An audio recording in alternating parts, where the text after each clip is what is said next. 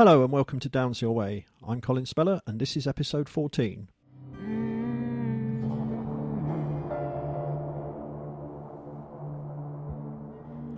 I don't wanna drink my whiskey like you do. Today I'm talking to Rebecca. Hello, how you doing? The Rebecca Downs. Who's that? I don't know. Never heard of her. Well, that's something we need to work on, isn't it? Ma. So, Rebecca, you have a new single out. I do indeed, Colin. Where, when, what, why, how? It's a cover of Mama We're All Crazy Now by Slade. And when did that come out? It came out on Friday, she says, trying desperately to be right. Yes, Friday, the 15th of May. So tell us the background. How did it start? Where did it start? What inspired it? Okay, well, I mean, as some of you know, I do still teach vocal. I was waiting for a pupil to show up, and there was things happening in the world. This is just after Christmas that were kind of depressing. I won't go on about what they are because they're political, and I don't really want to get into that. But and I was waiting for somebody to show up, and I thought, oh man, we're all crazy now. And I thought, well, that's a song. That's a Slade song.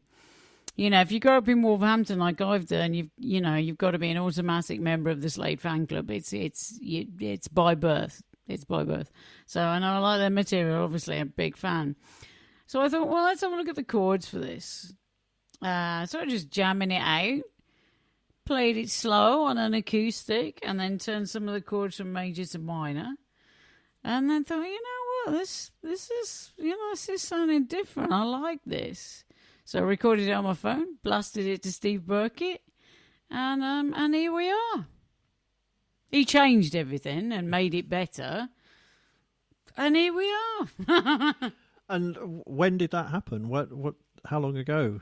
I mean, I'll say this is Christmas, just after Christmas break. Just after the Christmas break, yeah. And of course, we had hoped to put it out pre-corona. Pre-corona.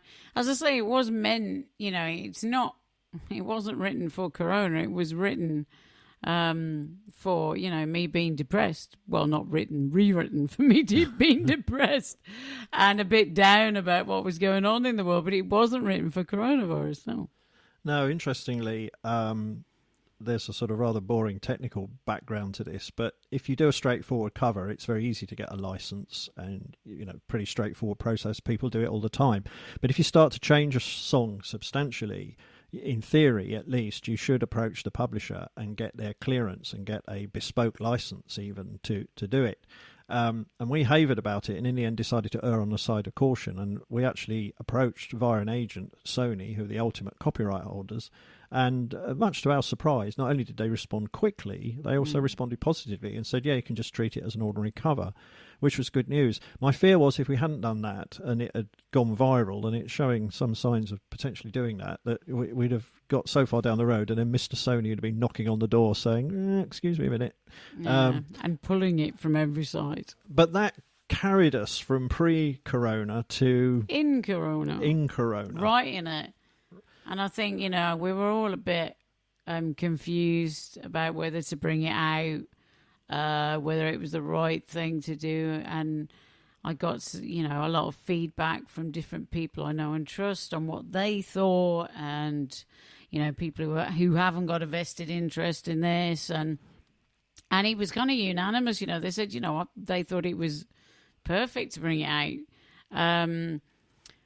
And I just thought, looking back at songs that have been important to me at times when maybe I wasn't feeling that great sometimes, that sometimes you need a song that takes you and holds your hand at a time when you're feeling a certain way and not sure if it's okay to feel that way. So it's like, this song holds your hand in that sense that, it is a really bad time. We are trying to be okay about it. And, that's good. But sometimes you just want to go, oh, for the love of God, And this is that song. I don't need to spend my money, but still do. Well, it's interesting because I don't actually find it depressing, and I mean I'm a fan of bands like The Cure and REM. I know depressing music when I see it, but for me, it's not a song that lowers my morale. It's a song that I think captures the essence of the situation we find ourselves in. So, if you look at what's going on, it is not good. Nobody can possibly be happy about this. Yes, I fully understand the whole let's keep our morale up, let's sing happy songs, let's be optimistic about the future. But I think if you want a song which sort of captures the atmosphere of the situation in which we all find ourselves, then this is absolutely great for it. And I fully believe that when we're beyond all this and look back, this song for me personally will capture that moment in time and will resonate to me what the coronavirus crisis of 2020 was all about. Absolutely. I mean, and I think in music as well, because I was, worried about people might find it too down. As I say, you don't. A lot of people don't. It is quite from an angry place, but also with kind of tongue-in-cheek, kind of a wink in the eye, Mama, we're all crazy now. But it's kind of, there's songs as a consumer of songs, not just a writer of them, obviously. You need songs for different emotions, and it doesn't matter that you're in lockdown or not in lockdown. You're still going to have days where you're really up for it, and days where you're really not, and days where you're sort of nowhere in between, and all the rest of it. And you don't just have one singular emotion. And so you need songs that are not just, hey, let's all be happy. It's like, well, sometimes you just don't want those songs.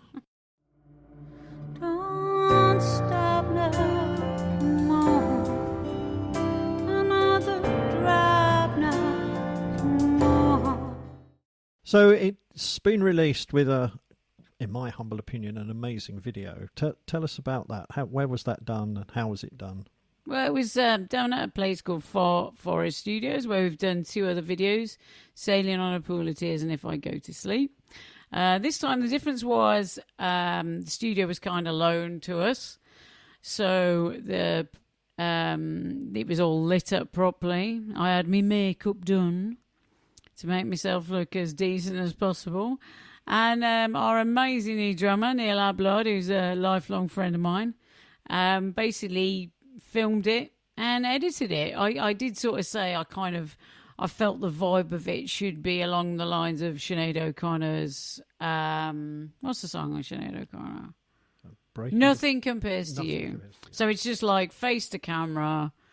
But when he came back with the edited version of what he'd done, I was just like, blimey, mate, I couldn't believe it, to be honest with you. I thought it looked so amazing.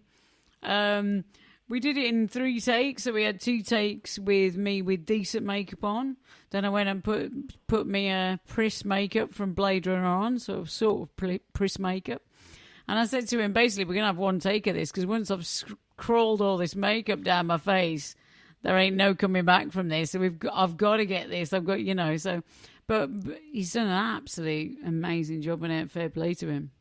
Yeah, I think it's a good illustration that the sort of art and inspiration behind a video is 90% of it, really, because we could do a whole podcast on music videos and the fun of making them or trying to make them, and the amount of money you can spend and the excitement you can get into. That's maybe for a subject down the line. But the long and short of it is that, and particularly at this time when there isn't any gigging and sources of income are quite limited, the ability to put something like that together ourselves has been hugely encouraging, I absolutely think. And absolutely stonking job by Neil. I wanna love now, more.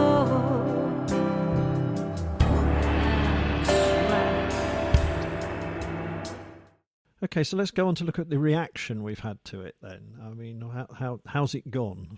I mean, from our point of view, from my point of view, it's gone exceptionally well. It was always going to be a Marmite track, and that's why one of the reasons as well why we did it. Also, one of the reasons why I was absolutely scared stiff, and still am sometimes, at going on social media and seeing new comments. Because I think, obviously me and Steve, it's our thing. This whole thing is our thing. I know it goes under my name, but it's our thing. But for me, 90% of the comments have been amazing. That's great. It's also great if you don't like it. If you don't like it, that's totally fine. You're allowed not to like stuff. I don't like stuff all the while. What can really get to you as an artist is people just being downright nasty to you. And I think lockdown has brought out a bit of that in some people. I get a lot less than I know other people do in the industry, so I'm very lucky with that. But, you get it's funny because as an artist, you'll get this amazing response like we have done to this. You get 3,000 views in 48 hours, which is amazing. And then you'll get one guy say something stupid and it really does resonate with you, something really nasty. But then you have to pull yourself together and think, the response to this has been absolutely brilliant. It's been the best response we've ever had to anything we've ever released. And bringing out a cover, no matter even if you actually directly copy the original, is always going to be polarizing. People are always going to be a little bit touchy about that in places. But it's important to sort of just keep your head with that, I think. I mean, I would very much like to say to people watching, listening, not watching, I see a lot of things I don't like. I would never in a million years put a nasty comment, If you do see something or hear something you don't like, you know what the really great thing to do would be to just move on. I know we put ourselves out there as artists, and you kind of think, oh, well, they just deserve what they get. But especially during this time, let's spread a bit of kindness and love, But the response has been absolutely amazing. But, I've wanted to speak about reactions for a long time, so that's kind of, sort of slipped in there. But the reaction has been outstanding, and I can't thank you guys enough.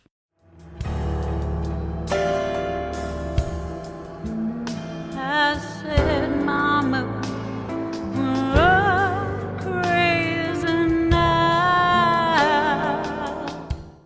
Yeah, I think it affects everybody in the team when somebody just has a rip into you, as because it's your name that's there, and so it almost always comes into you.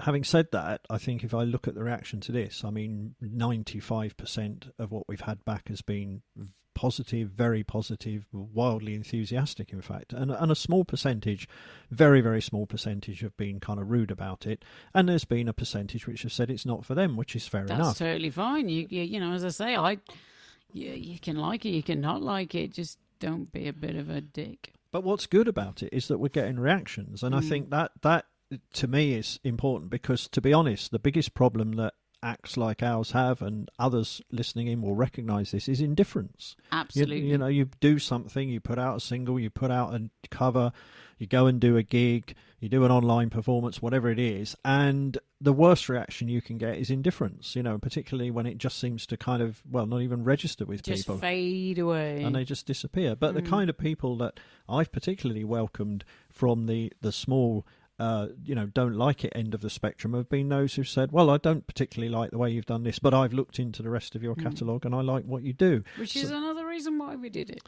Yeah, you want to get that engagement. I mean, there are all sorts of reasons for doing something, and I'd like to think we begin from the artistic end and say, you're doing this, you and Steve are doing this because you want to do it. But at the end of the day, it's not a cost-free exercise, it's not an input-free exercise. And from the point of view of the business, it's good to get some benefit out of it. You're looking for a return on that investment of time and effort, because after all, that keeps it all ticking over and gives us a chance to bring out further stuff down the track. Absolutely. I said, Mama, oh, crazy now. I mean, just looking at this question of reaction, how much really negative stuff do you find you get on what you do? Well, I mean, it is a very, very, I have to stress this. It's like, I think if you were going to put it in a percentage, it'd probably be like 0.1 or 0.2%. I think what I'm trying to get over. Even though people around me have always said, "Oh my God, don't tell them really how you think." Well, that's not really the way I work, and not really the way I've ever worked, as a person. Basically, you could have, a million people tell you they love something that you've done, and you get one person go, "This is the worst thing I've ever heard. This is terrible." And and even though that doesn't matter, and they're totally entitled to their opinion, absolutely they're entitled to it. And that doesn't matter, and it shouldn't matter, and you've got all these people telling you the opposite, and you know yourself that you're proud of what you've done. As a person that's got, a heart it's like a dagger going through it. Obviously, as this has gone on from when we started about 7 years ago, I mean, I've been in the business since I was 13, but since we started this, which is the most sort of exposure I've ever had, you rise to the pot of people do sort of taking little cheap shots at you, either behind your back or to your face, for whatever reason. And you do, and I have got much, much, much better at dealing with it mentally. Because as soon as you read something, it really is a body blow. And you don't even know the person. But it's like somebody just slapped your face. Of course it is. Like, you care about this. Why would you put some music out there unless it's your heart and soul and you care about it? So, of course, anything that's kind of nasty, bitchy, downright horrible is going to punch you in the face. But my recovery time is much quicker. So, that's something that I remember getting a bad review. There was, when we brought out Back to the Start, the reviews were absolutely incredible. And we got this one bad review. And it was, in my opinion, not just bad, but it was kind of going for my jugular. I didn't sleep properly for 2 weeks. I'm going to, am I like the most emotional person you'll ever meet? No. Am I an emotional person? Yes, I'm a freaking singer, for God's sake. Of course I am. That's how I put across my music. That's why I write songs. But does it feel personal? Of course it feels personal. Like, how can it not? But as I say, from going from a recovery time of not sleeping for 2 weeks and constantly keeping me awake, and actually in the end approaching that person and saying, "Hey, do you want to come to our gig? I hear you didn't like the album, but we might be able to win you over." And actually, I think we did, but whatever. Do you know what I mean? So you do get sometimes, people, bad reviews are fine if they're, critiques, proper critiques. What's not really great is when you read something and it is just a bit of a bitch fest, to be honest, and you think, you just didn't like me, did you? You just didn't like me, so you're having a dig at me.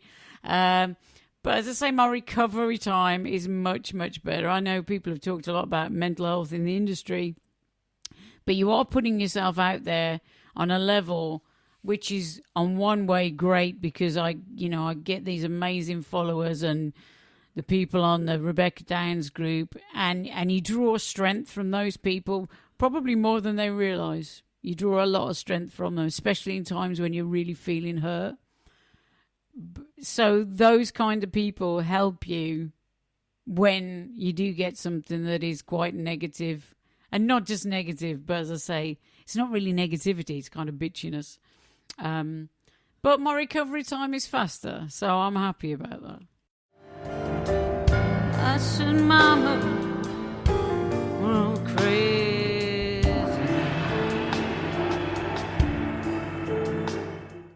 Do you think there's any difference in the kind of reaction that you get as a female artist to that which a male artist would get? I know you spend quite a bit of time in conversations with other artists, and you get, I know one or two quite close to you give you their sort of very personal perspective. Do you feel that there's a difference in this particular area? I know there are differences in a lot of other areas, but in this particular area, I mean, I hate to say it, but yeah, I hate to say it. I hate to say it also because the majority of my fans, if you look at the percentage on Facebook, on Spotify and everywhere else, it's like 70%, 75% male or female. and in a certain sort of age range, the ones that have been a little bit sort of tetchy. And it's almost like, normally, I have to say it as well, they're normally people who have been musicians or are still musicians or have some link to the industry. So they think they, know better than you, little girl. But I really want to make this 100% clear. I'm a tomboy. I've lived my life with blokes. Boys were my best friend. I've lived my life in bands with guys, So, I'm not a man-hater by any stretch of the word.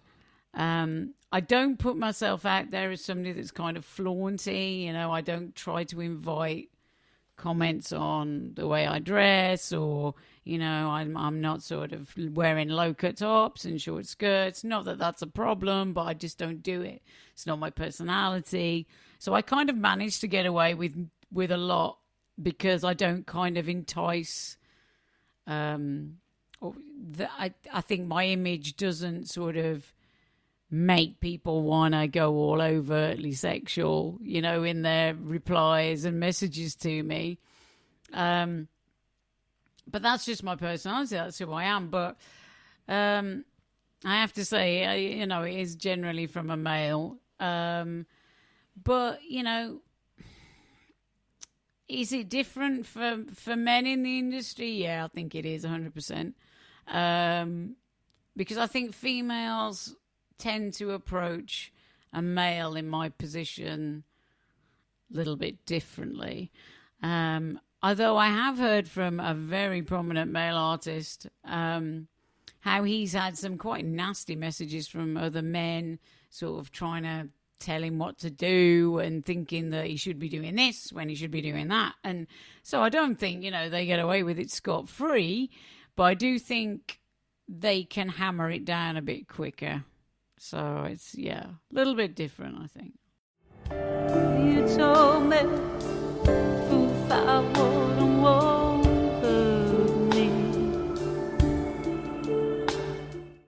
Yeah, it's an interesting to get this perspective. And I think I would sort of see the critical take-home message, as you've said earlier, of people. You want a reaction from people, and it's great to get one. It's great to get one, even if somebody's saying, I don't particularly get this particular track for whatever reason. But it's the overtly nasty, this is a piece of crap or whatever, I think is probably the best way to describe it, that hits home. And that, I think, would apply to anybody in this business. So it's not just about, this isn't sort of a me thing, is it? It's saying this is how artists generally feel. And I think, I should know this properly, but I think it's something like 75% or maybe more of all musicians have reported when surveyed issues with their mental health, and that's right across the board. That's not just artists at our level, that's right up to the very top, and right down to people just starting out.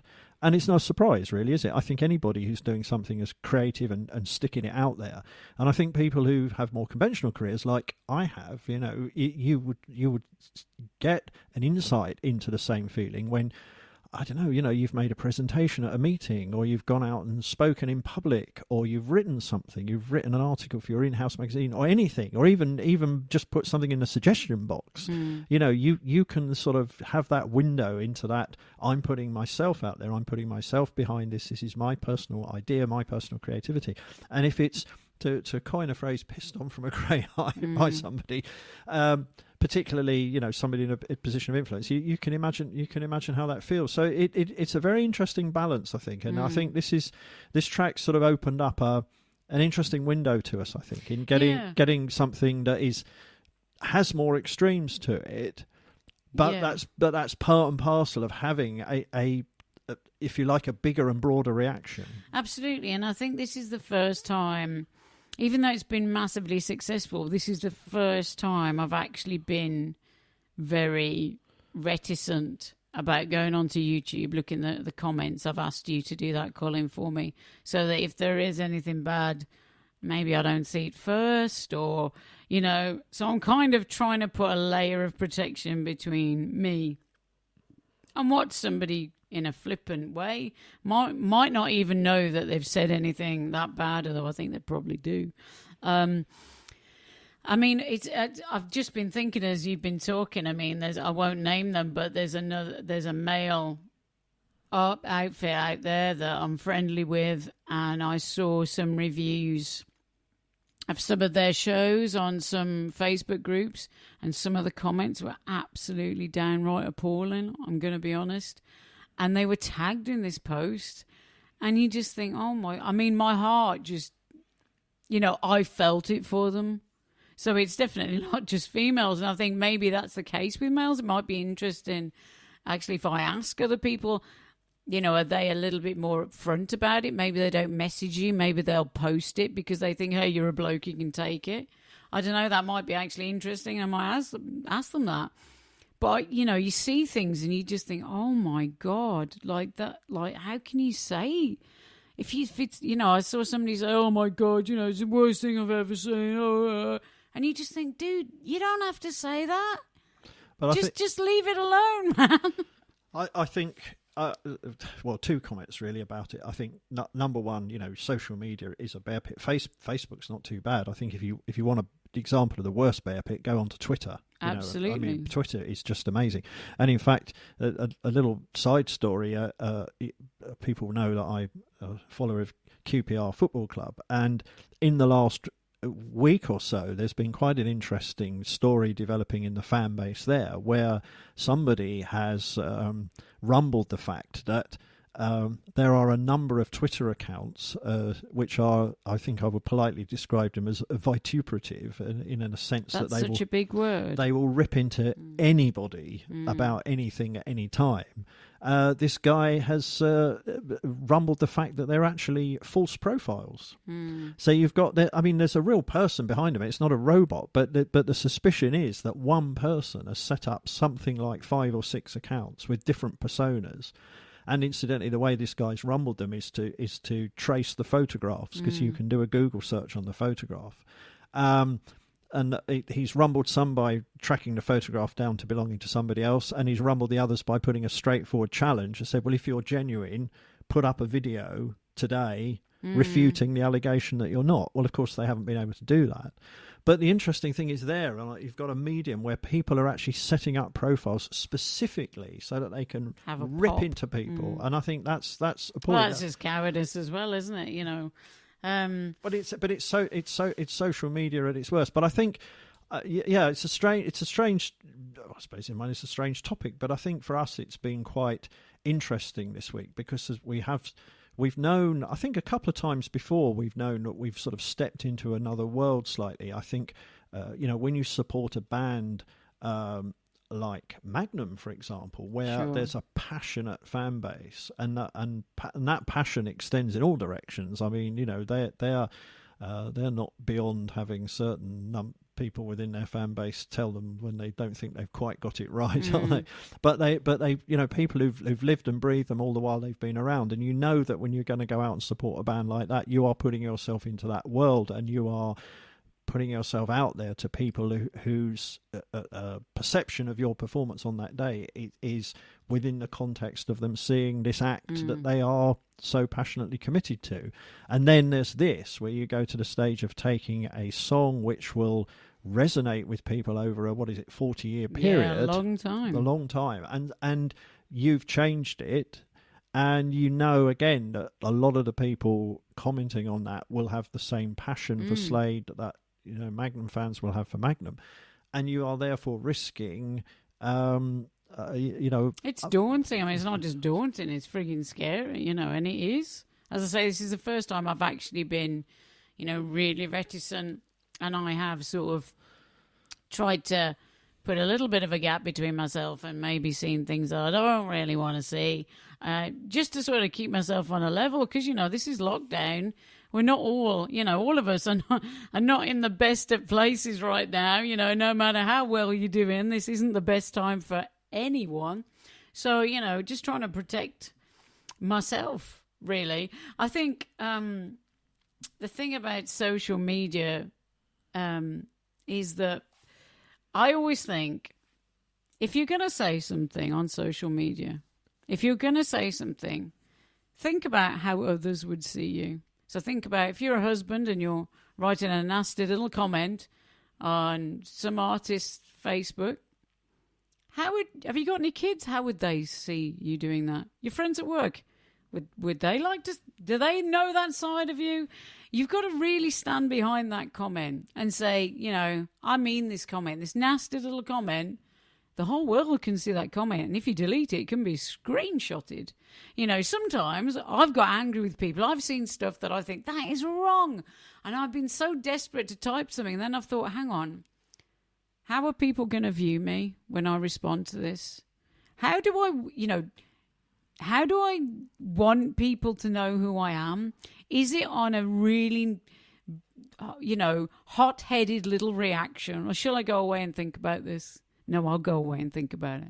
A comic, and I beg his forgiveness, but I can't remember who it was, said that a lot of what you see on social media is like going into a pub and having the local drunk sort of ranting at you. Mm-hmm. And what would you do then? Well, you basically say, have a good evening, mate, and walk off. You sure would. And there's an element of that, of coming across like that person, and there's also an element, I think, of being on the receiving end of it and doing the same thing and walking away.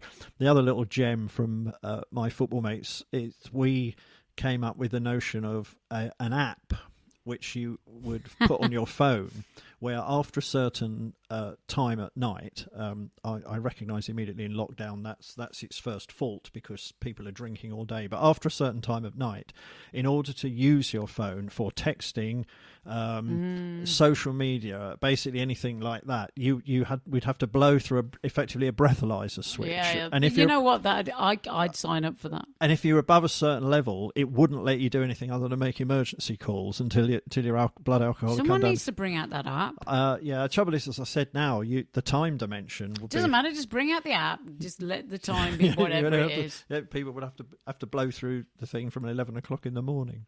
I don't even care. You tease me, no, my people desert me. Okay, so we're in lockdown. I think we ought to point out, if you're sitting there thinking, we've listened to these podcasts before, I've never heard one voice coming out of one speaker and one voice coming out the other speaker. Well, we've actually upgraded, haven't we? Oh my God, it's like frigging Radio 2 in here, I'm telling you. So this place where we are, we've had concerts from the living room.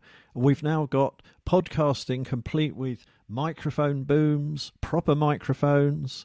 I feel like I'm being spoiled, to be honest with you. Well, it is like radio from home, isn't it? We haven't quite gone to doing sort of video casts yet, but that would be. I would have to do my makeup for that. We'd have to do we'd have to sling a backcloth up or two, something like that. But Put me lippy on.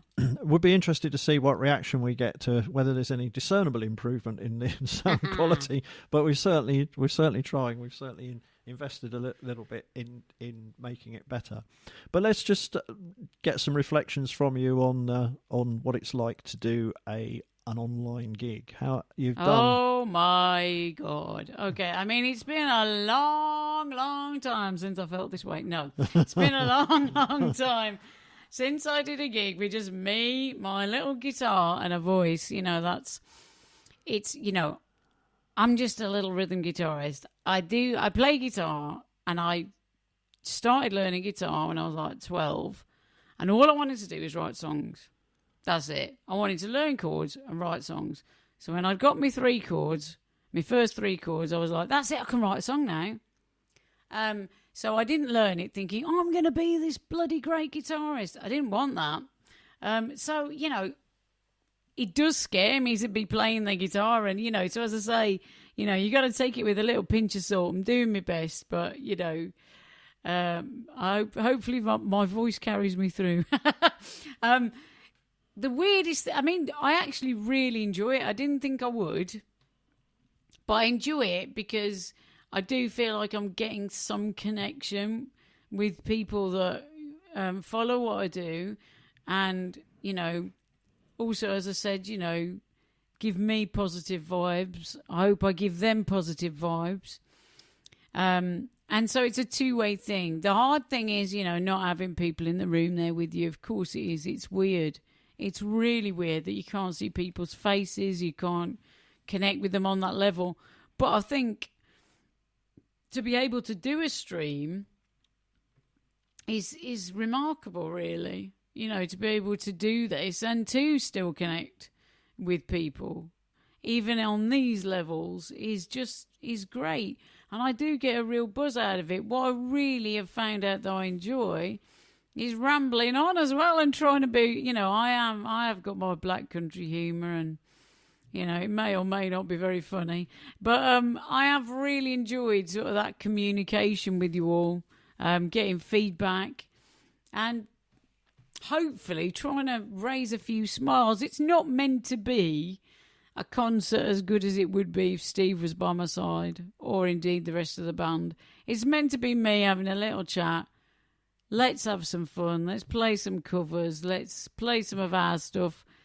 And let's all raise a little glass of something and see if we can just forget what's going on for a minute. And I think, for me, it has definitely raised my spirits. And I know from feedback it's raised some of yours that have been listening. And that's amazing enough. Yeah, and I think we've obviously seen one or two of the technical challenges that not only we've had, we've seen other people with them too, and in other fields as well. I saw an online quiz sort of disintegrate on Saturday night because there wasn't a good enough signal for a Facebook stream to hold up. You do have some quite interesting challenges around, strength of broadband, where fortunately where we're doing this from, the broadband's very good. But you've still got to, connect to it. You've got to have phones that work. We had a phone that sort of, decided to pack up. I had to change my phone. Yeah, through one of them, it decided to start hissing in the background. And you've got the sort of acoustic issues as well, in a domestic environment. And I've seen a lot of people, there are those musicians who obviously have their own home studios, and they've been able to sort of realign those, and, they're getting superb acoustics, notwithstanding the fact their broadband might not be very good or whatever. But, when you're using a domestic environment, you can't sort of come along and soundproof it or what have you. You've got those sort of limitations too. But we will keep doing them as long as you continue to enjoy doing them, that is. And our audience, who clearly do from the reactions that we get, continue to do them, we will do. And hopefully, again, along the way, some of the minor technical issues we can sort out and improve upon. Yeah, absolutely. I mean, I have to say, I know a lot of bands have some great fans, but, I hate the word fans, though. Can I just say that? Because it derives from the word fanatic, and I hate that. I don't think that captures anyone who follows me at all. So I like the term followers, but, I really, you're really something else, you guys. And you really do keep me going. As I say, probably more than you know. So as long as you want me to do it, babies, I'll do it. Don't stop now, come on. Another drive now, come on. Okay, so we'll post details of the next one just as soon as we've decided when and where it will be. Where it will be, it's the usual place, the usual venue, but when... be in my toilet. It's better acoustics in my toilet. I suspect we'll stick to YouTube and Facebook. They seem to be the best two media for this. And, well, thank you, Rebecca, for another very interesting chat and interesting insight to the new single and your feelings about it and the reaction that you've had. Thank you. Thank you, Colin. On a line now, come on, that's right. Thank you for listening to Downs Your Way. As usual, there is a merchandise discount code for this episode. Enter the word MAMA, all in capitals, MAMA, at the appropriate point in the checkout at RebeccaDowns.com, and you will receive a 10% discount. The code is valid until Monday the 1st of June. Thank you for listening, and we will be back again soon.